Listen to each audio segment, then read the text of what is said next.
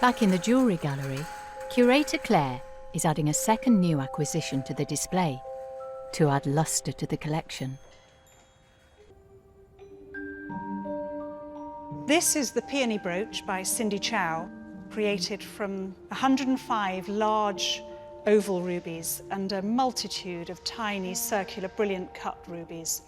The larger rubies in the piece all come from a necklace that belonged to the mother of the donor. The donor took her mother's necklace to Cindy Chow and asked her to make a new piece.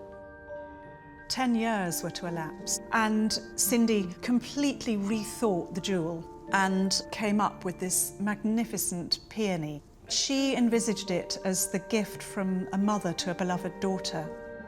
It's an extraordinary virtuoso piece. Cindy Chow is a highly acclaimed contemporary designer. She very much sees jewellery as an art.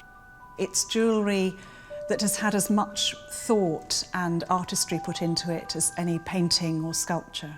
Cindy Chow has used the ancient lost wax technique to create the brooch. The brooch began as 7 individual petals, each sculpted in wax. She works out where every single stone is going to go on each petal. And these models are then cast using the lost wax technique. Turning it over, you can see that the richness of the colour comes from a most extraordinary purple titanium setting. The colouring of the titanium is done through passing an electric current through the metal.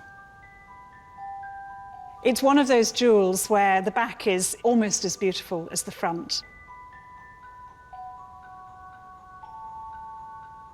This is a very generous gift, and we will be displaying this with the contemporary work.